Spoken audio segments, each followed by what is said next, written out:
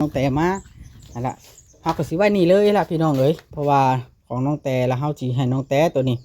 ละให้เรามาแล้วเราก็นั่งพักผ่อนแล้วก็ป้าแก้วเราก็นั่งนี้แล้วคือว่าทีมงานมาก็พากันนั่งนี้นะไว้นั่งหลายๆคนเพราะว่าคนต้องหักแพงกันเข้าไว้พี่น้องเนาะ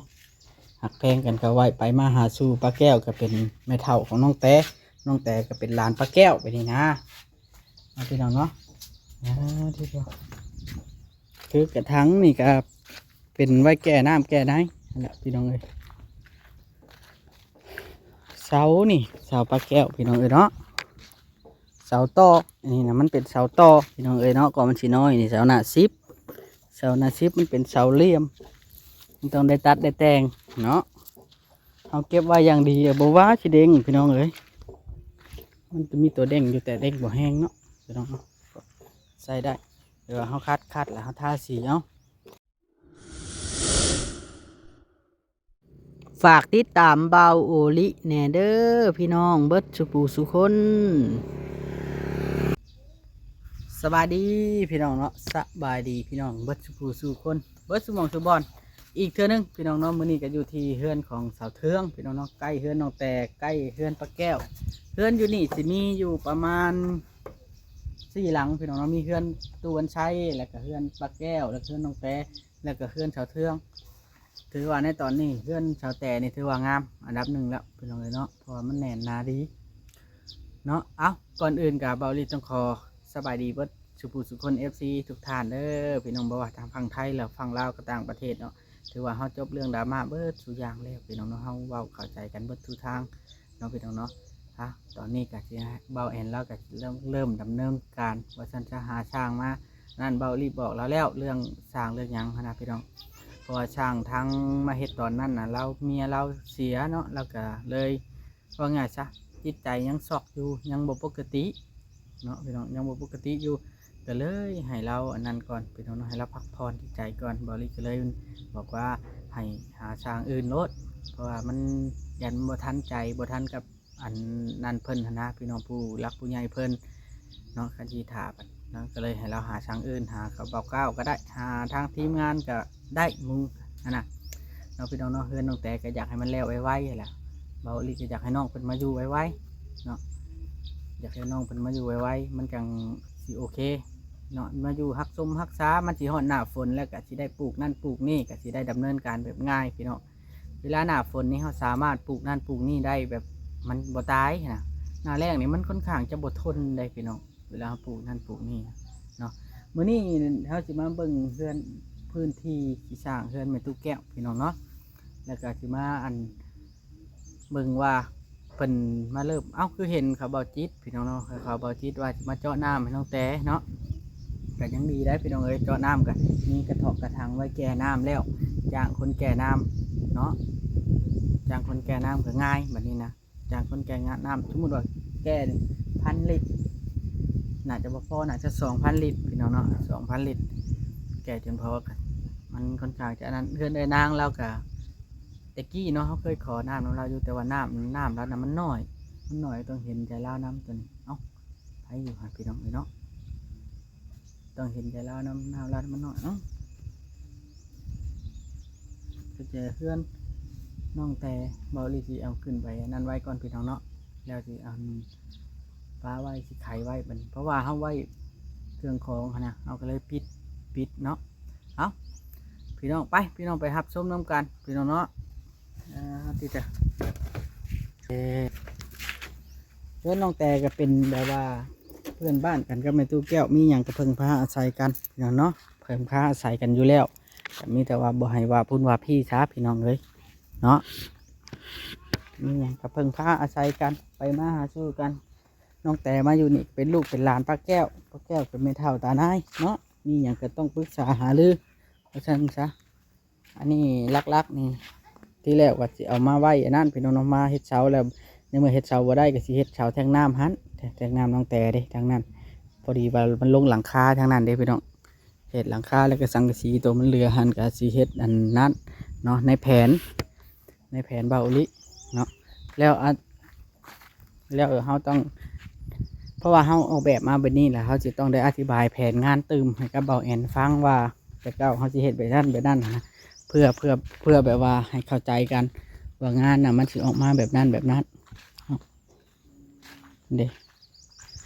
ตัวนี้นะครับบ่ได้แม่นเอาไม้48เฮ็ดพี่น้องเนาะต้องอธิบายตัวนี้เพราะว่ามันสิมีไม้หนาซิปมาตั้งอยู่นี่ไม้หนาซิปเป็นมันก็แข็งแล้วเพราะว่าเขาตั้งเส้นเด้สิตั้งเส้นอยู่แล้วในแผนงานมันออกมาแบบนั้นเขาสิอธิบายสู่เบาแอนฟังอยู่ตัวนี้ยันเราบ่เข้าใจหั้นนะเพราะว่าผู้หนึ่งวางแผนผู้หนึ่งมาสานต่อแล้วมันจะบ่เข้าใจกันเด้พี่น้องเอ้ยเอ้าทิ้งสบายดีล่ะ ไอ้ดี เจ้าเห็ดหยังนี่ นี่ โอ้ใช้มือเจ้าว่าเจ็บนะเบิ่งดูนะว่าเบิ่งดูนะโอ้โอ้เด้ไม่เท่าไปใช้ละ เรามือบ้าน โอ้เราไปพุ่นบ่ เรามือเอาเครื่องเราจะมาอยู่เพียง โอ้เราจะมาอยู่พี่ ลุงห้ามที่นี่แหละ ลุงเจ้าไผลุงเจ้าฮะ ลุงตั้น เออลุงเจ้าสิหนี ลุงห้ามจิโมเวียง เป็นกันเลยนั้นโอ้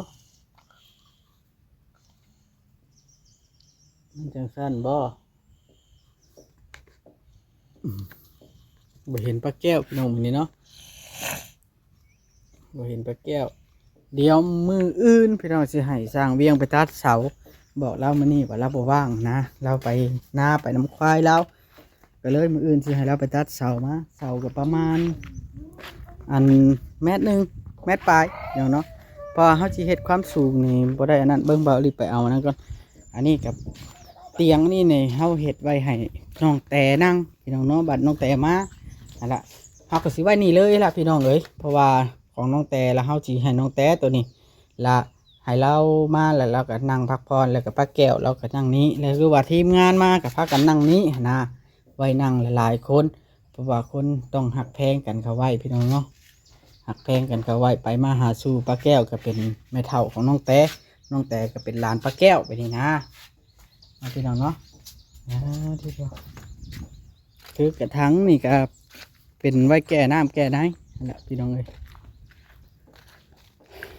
เสานี่เสาป้าแก้วพี่น้องเอ้ยเนาะเสาต่ออันนี้นะมันเป็นเสาต่อพี่น้องเอ้ยเนาะก่อนมันสีน้อยนี่เสาหน้าซิปมันเป็นเสาเหลี่ยมมันต้องได้ตัดได้แต่งเนาะเอาเก็บไว้อย่างดีบ่ว่าสิเด้งพี่น้องเอ้ยมันจะมีตัวเด้งอยู่แต่เด้งบ่แห้งเนาะพี่น้องเนาะใส่ได้เดี๋ยวเขาคัดแล้วเขาทาสีเอาเนาะพี่น้องตัวนี่เด็กพี่น้องเลยเพิ่งเอาเม็ดมาก่อนพี่น้องเลยมามื้อนี้บ่เห็นไผพี่น้องว่าสิได้เจอหมู่คู่คือหมู่คู่บ่มาบ่มื้อนี้พี่น้องเนาะคือมาสวยแท้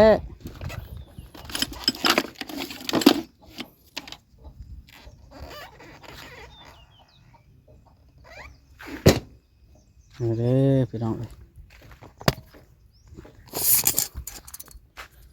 สีเฮ็ด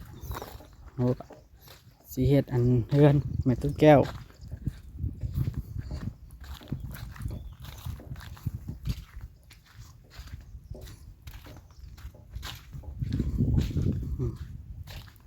เฮ็ดบอลนี่แหละพี่น้องเลย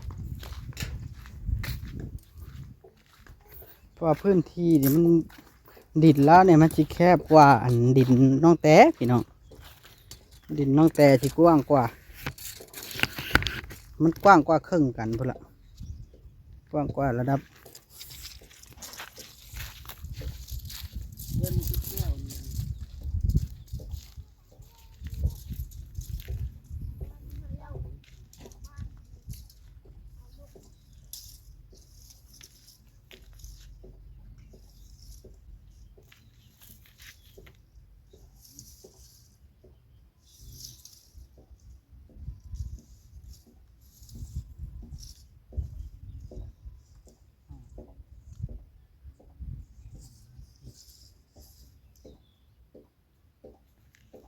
ใหญ่โพดบ่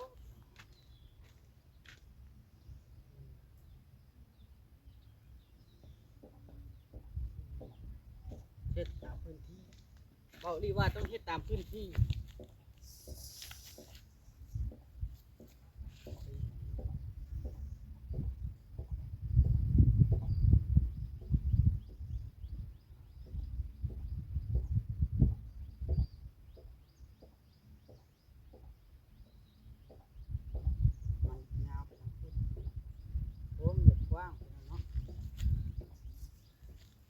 ว่าดินนี่มันมีตั้งแต่10 เมตรเลย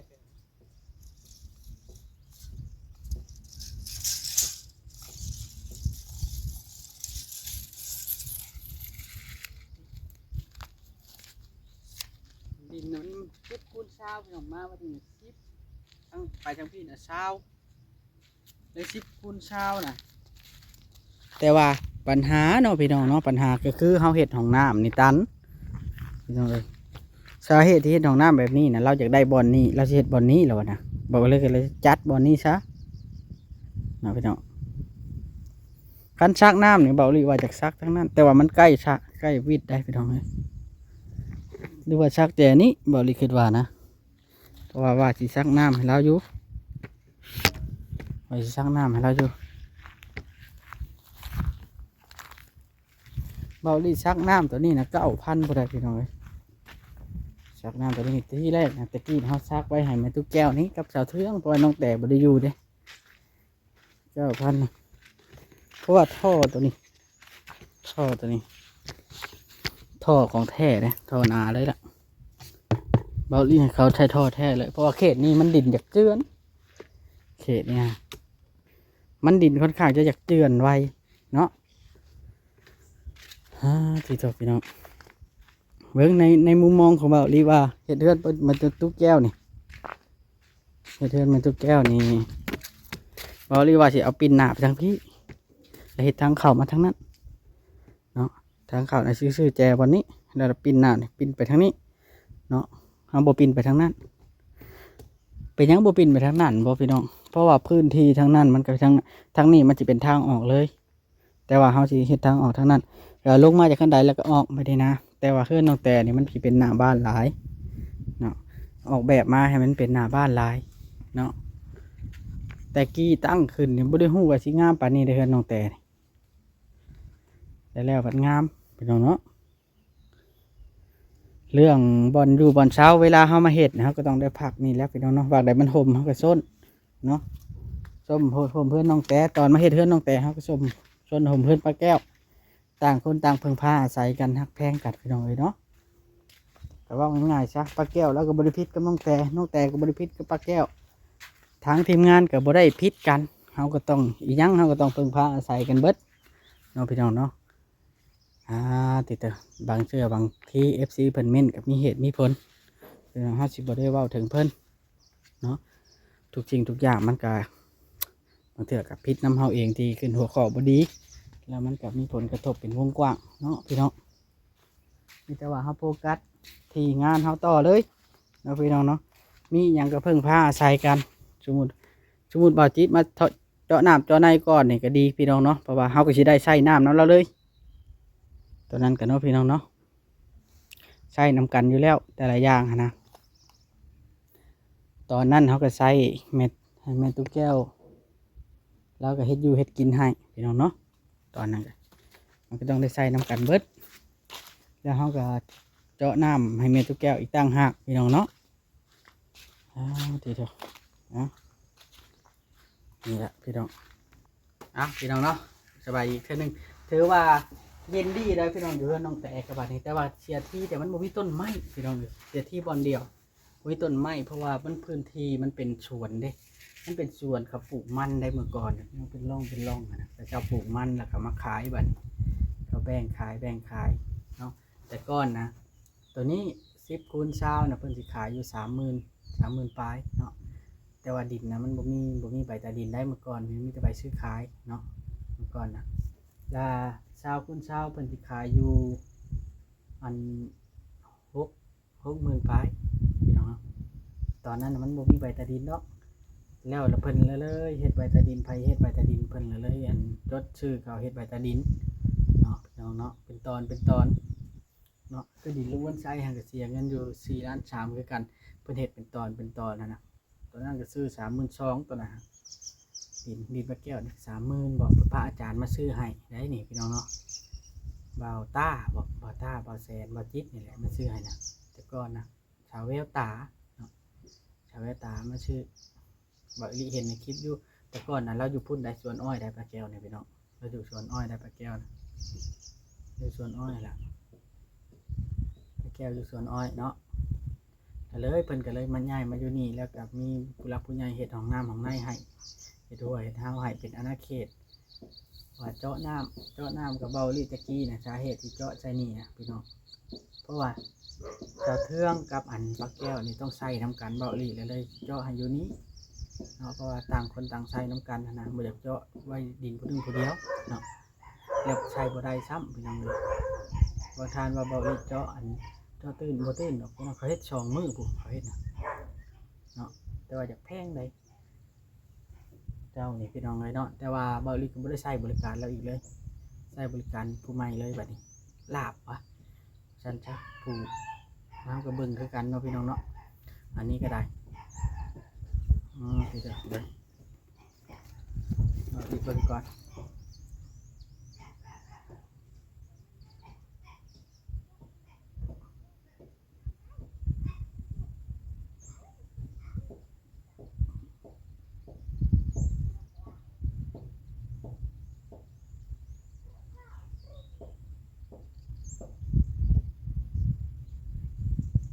สำหรับ FC เนาะพี่น้องที่คอมเมนต์ในคลิปเบาลิที่เบาลิจะแจกถุงฮัทก็คืออันเบาลินะอีกจักมือหนึ่งสองมือเบาลิจะเอาคอมเมนต์ทุกท่านเด้อพี่น้องเอาไปเล่นดอมเบิ้งว่าพี่จะออกทันใดแล้วก็จะติดต่อหาทานให้ทานติดต่อมาหาเบาลิแล้วก็จะเอาชื่อที่อยู่และส่งให้ส่งถุงให้เนาะพี่น้องเนาะถ้าทานแบบว่าร่วมสนุกกันแล้วก็อยากได้ของฝากเป็นของฝาก FC เนาะพี่น้องเนาะบ่ว่าสิเป็น FC สาวแต่บ่ FC เบาลิบ่หรือว่า FC บัดสุผู้สุคนนี่ล่ะพี่น้องเนาะครับบ่ได้แบ่งแยกว่า FC แบบใดว่า FC ท่านใดครับบ่ได้แบ่งแยกแต่ว่าต้องอยู่ในเกณฑ์ก็คือเป็นคนเป็นคนอยู่ประเทศลาวเป็นคนอยู่ประเทศไทยเพราะว่าช่องประเทศนี้เราสามารถฝากไปได้คนส่งนะแต่ว่าถ้าประเทศอื่นเราฝากไปบ่ได้พี่น้องเลยเนาะต้องเข้าใจน้ำเบาลีน้ำตัวนี้นะเนาะพี่น้องเนาะแต่ว่าเขาก็หักแพงเบิดสุผู้สุคนเนาะสิ่งใดที่อันผิดพลาดเขาก็ต้องยอมรับความจริงแล้วก็คอยปรับปรุงตัวไปเนาะพี่น้องเนาะคอยปรับปรุงตัวไปเรื่อยๆอย่างนี้เนาะต้องคอยเป็นคอยไปคนเฮานะพี่น้องเนาะมีแต่ว่าก้มหน้าทำหน้าที่เฮาให้ดีที่สุดก็พอแล้วเบาลีนะเบาลีคือจังสั้นได้คืออันบอลอยู่บอลเช้าเวลาเฮามาเห็ดเนี่ยเฮาก็ต้องได้พักผ่อนหรือว่ามาอยู่ห่มอยู่เฮือนอยู่ซานของน้องแต่อยู่แล้วเพราะว่าอยู่นี่นะเฮาต้องอยู่เฮือนน้องแต่อยู่เฮือนเสาเทืองเป็นนี่นะ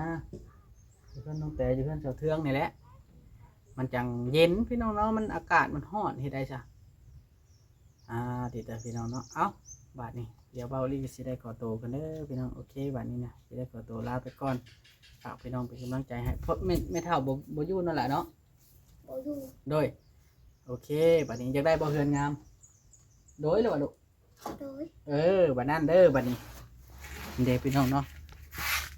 น้องกระทิ้งนี่นะเราเป็นคนแบบต้องขออนุญาตพี่น้องเราบ่เต็มร้อยว่าซั่นซะต้องเข้าใจเราบ่เต็มร้อยแล้วก็ค่อยบอกค่อยสอนน้องล่ะเนาะเป็นได้อันอยู่กับไผนี่ อยู่คนเดียวเฮา อยู่คนเดียวเจ้านี่นะบ้าเอาเงินให้ไว้ไปซื้อขนมเด้อทูเอาดิทูเอาเอาใบยังนะฮู้จักบ่ใบ10,000ปัน ถือดีๆมันจะขาดเด้อพับไว้